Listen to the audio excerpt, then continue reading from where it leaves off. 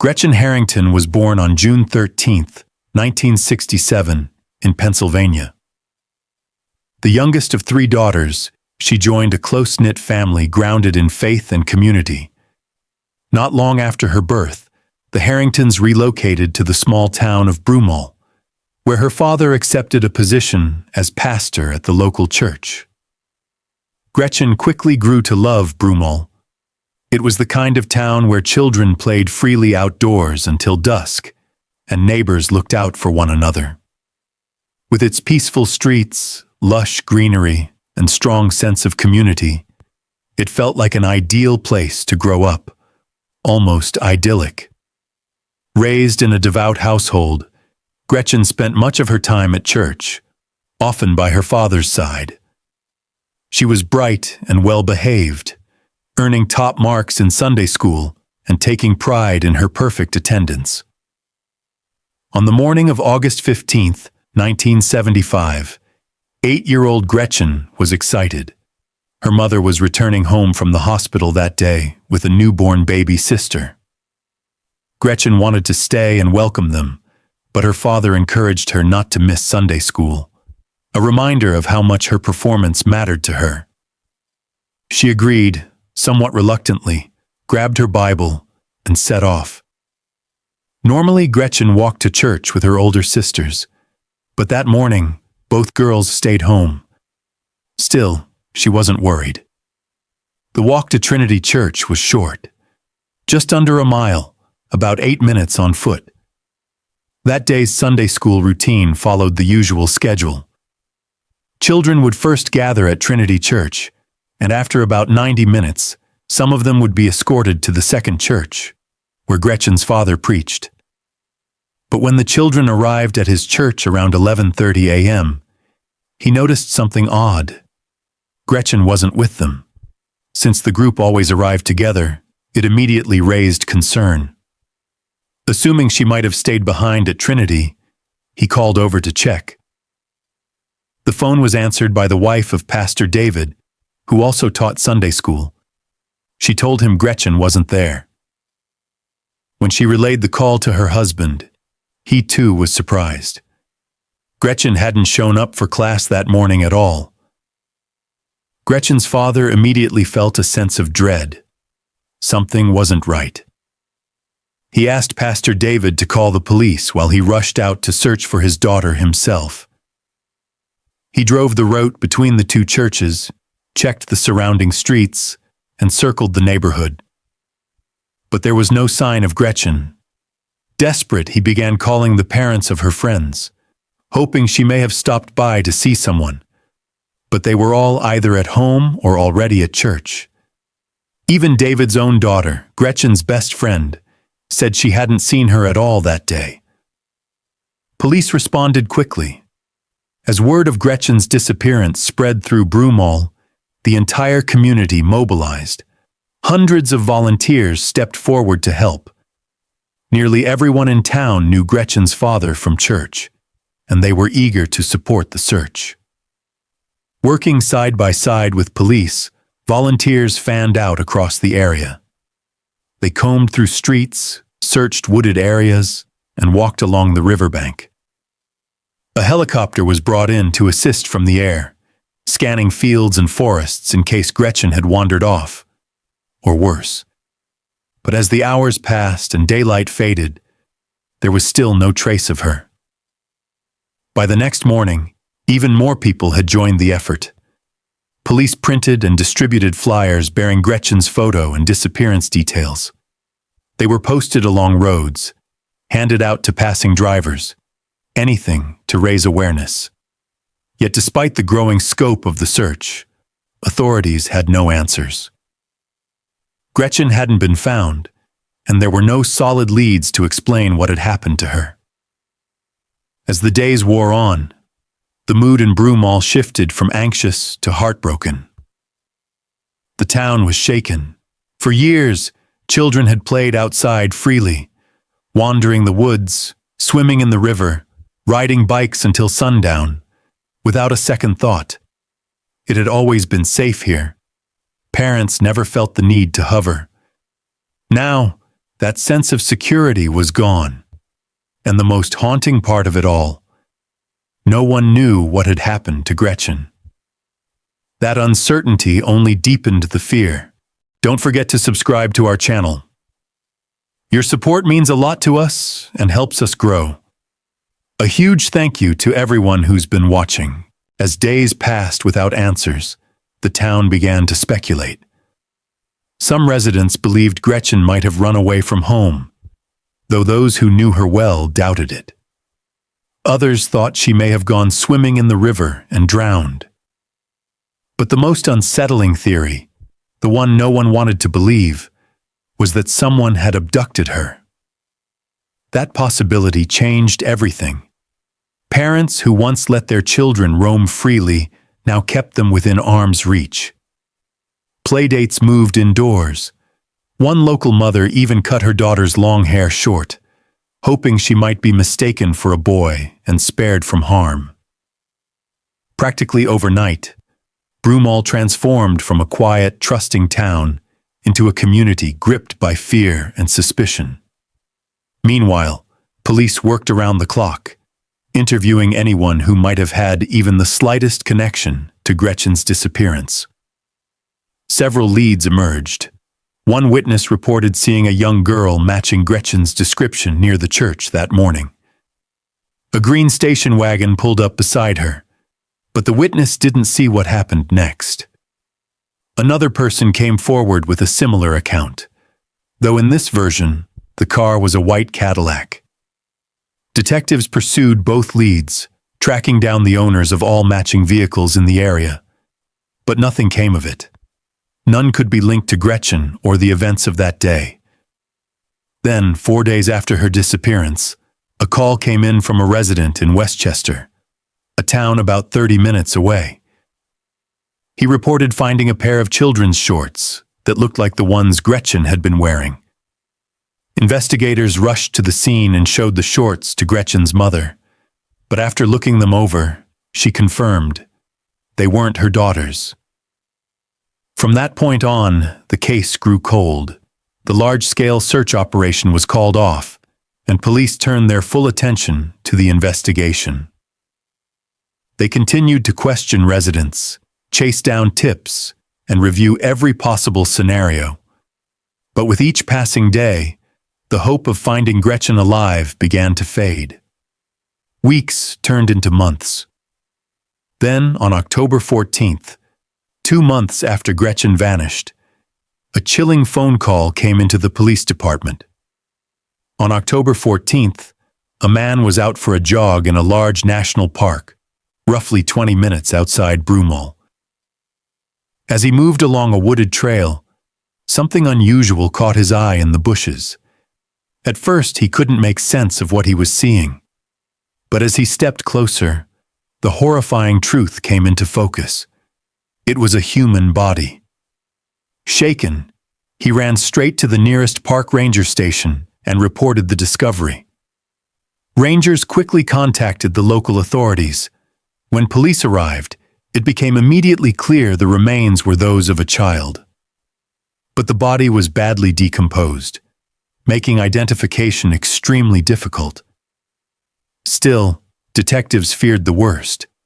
Given the timing and location, they suspected it might be Gretchen.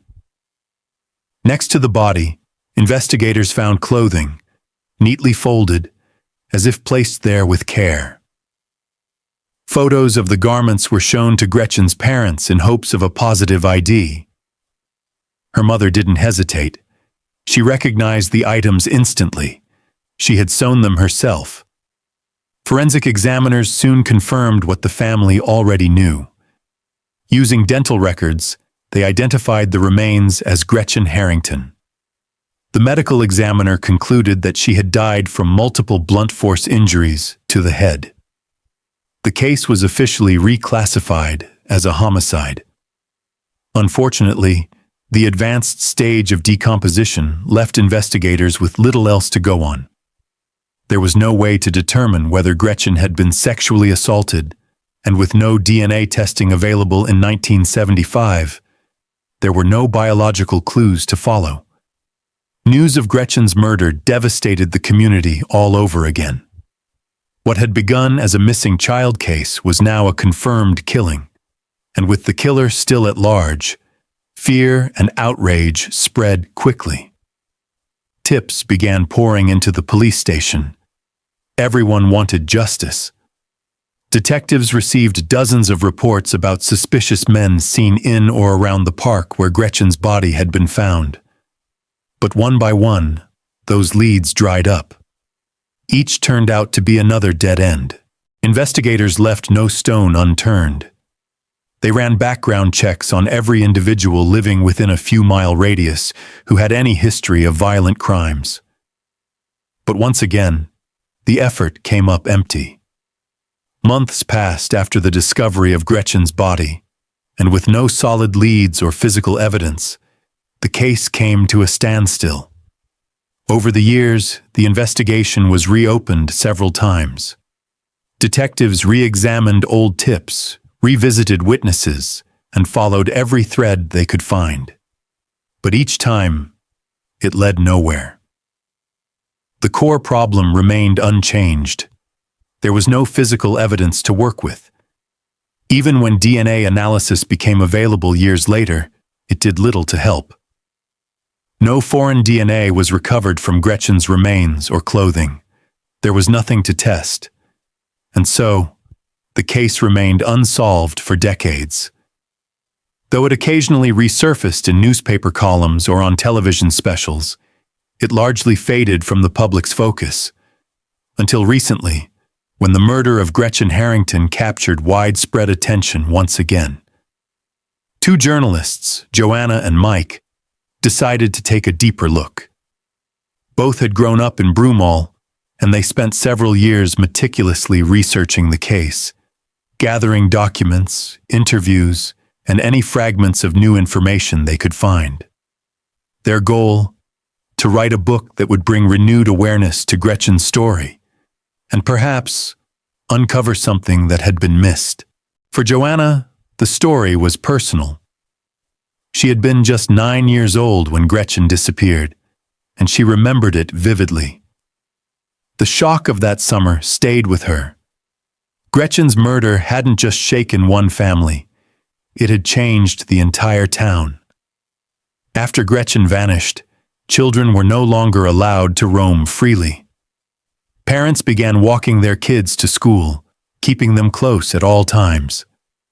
The carefree innocence of childhood had been replaced by quiet fear.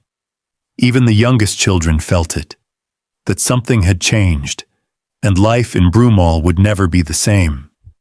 And because of that, they never forgot Gretchen. To write their book, Joanna and Mike gained access to the original case files and conducted interviews with many people connected to Gretchen's disappearance. Over time, they carefully reconstructed the events surrounding the case, assembling a detailed account of that summer in 1975. The book was published in 2022 and immediately reignited public interest in the long cold case. But its most significant impact came months later, when a woman reached out to the police with a story she had kept to herself for decades. She met privately with the lead detective and explained that she had been just 10 years old at the time of Gretchen's murder. She lived in a nearby town, not far from Broomall, and was friends with Gretchen, her older sisters, and many other kids in the community. Like many children in the area, she frequently had sleepovers with friends. But one night, during a stay at the home of two sisters, something deeply disturbing happened. She awoke in the middle of the night to find someone touching her. When she opened her eyes, she saw the girl's father standing over her. He quickly left the room. Frightened and confused, she didn't say anything at first and stayed there another night. But the same thing happened again. The father entered the bedroom while she slept and began touching her. The next morning, she finally confided in one of the sisters. To her shock, the girl responded as if it were normal. She said it happened often, and that sometimes their father went into her sister's room at night too. When the girl returned home, she told her own parents what had happened. But rather than contacting the authorities, they simply forbade her from going back to that house. This all occurred just 1 week before Gretchen Harrington disappeared. After sharing her story with detectives, the woman revealed the name of the man who had abused her decades earlier. It was David Zanstra, the very same pastor who had taught Sunday school the morning Gretchen disappeared. But her account didn't end there. She went on to describe another disturbing incident that occurred just a month after Gretchen vanished. One of her friends, she said, had twice been approached by a man who tried to lure her into his car. Fortunately, the girl refused to go with him. Later, she confided in her friends, saying she believed the man who tried to abduct her was also David Zanstra. To support her claims, the woman brought forward a powerful piece of evidence: her childhood diary. On a dated entry from September 15, 1975, she had written about her friend's terrifying encounter and her plea to keep it a secret, out of fear that David Zanstra might come after her. With this new information in hand, police immediately reopened the case. As detectives revisited the original case files, several troubling details began to surface, clues that had gone unnoticed or unconnected for decades. One of them involved Zanstra's early involvement in the investigation. He was the one who had initially reported Gretchen missing to the police. At the time, he gave investigators an unusually detailed description of what she had been wearing: dark blue zip-up shorts with studs and front pockets, no zippers or buttons, along with a white top and braided hair. But according to his own account, he claimed he hadn't seen Gretchen that morning. That contradiction raised a serious red flag. If he hadn't seen her, how could he have described her clothing with such precision? And after her remains were found, his description proved to be entirely accurate. Gretchen had been wearing exactly what he described. There was more. Investigators learned that Sunday school on the morning of August 15th had started almost 50 minutes late. Zanstra hadn't arrived at church on time. This delay suggested a chilling possibility. He may have had the opportunity to intercept Gretchen on her way to church, abduct and murder her, then drive to the park to dispose of her body before returning to begin the day's lessons. Back in 1975, David Zanstra told police he had driven some of the children from Trinity Church to Gretchen's father's church after Sunday school. He insisted he hadn't seen Gretchen that morning and only realized she was missing when her father mentioned it. But new details painted a different picture. Not long after Gretchen's disappearance, Zanstra and his wife quietly relocated with their 3 children to another state. Investigators also learned that Zanstra owned multiple vehicles at the time, including a green station wagon, matching the description of a car seen near the church the morning Gretchen vanished. With mounting suspicion, detectives made the decision to confront him. In July 2023, they traveled to Georgia, where Zanstra, now 83, was living. On July 17th, they brought him to a local police station for questioning. At first, Zanstra denied everything, demanding to know what evidence they had.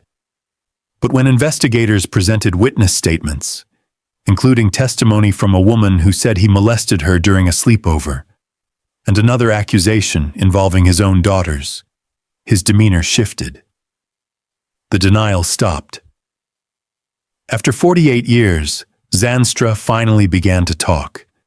He confessed that on the morning of August 15, 1975, he was driving his green station wagon to church when he saw Gretchen leaving her home. He waited until no one was around, then pulled up and offered her a ride. Gretchen, who knew him well and trusted him, he was, after all, the family's pastor, got into the car without hesitation. But instead of driving to church, Zandstra took her to a remote area of a nearby park. There, he told her to take off her clothes. When Gretchen refused and said she wanted to go home, he struck her multiple times in the head until she lost consciousness. Zandstra admitted he then removed her clothing and sexually assaulted her. Afterward, realizing she no longer had a pulse, he drove to a different section of the park, carried her body into the woods, and covered it with branches. Then he returned to the church as if nothing had happened and began his Sunday school lessons. Following his confession, Zandstra was arrested for the murder of Gretchen Harrington and extradited back to Pennsylvania, where he now sits in jail awaiting trial. But for investigators, the arrest was only the beginning. Zandstra had spent decades working as a pastor in various towns and states. He often held trusted positions in churches and communities, frequently working with children. Now, detectives fear Gretchen may not have been his only victim. They collected his DNA and began comparing it to evidence from other unsolved cases. They also started reviewing cold cases involving missing girls from areas where Zandstra had lived and worked. It didn't take long to uncover a chilling possibility. In 1991, 4-year-old Amanda Campbell vanished from her California neighborhood. She had simply walked out of her house and was never seen again. At the time of her disappearance, David Zandstra was working as a pastor in that very same neighborhood. While no physical evidence yet links him to Amanda's case, investigators say the parallels are hard to ignore, and they continue to explore potential connections. As of now, the trial for Gretchen's murder has not begun. Given Zandstra's age and the seriousness of the charges, his legal team may attempt to delay the proceedings or even advise him to recant his confession. If that happens, the trial could be dragged out for years, raising the possibility that he may never face a final verdict. But one thing is certain. After nearly 5 decades, the truth about what happened to Gretchen Harrington has finally come to light, and the investigation into David Zandstra is far from over.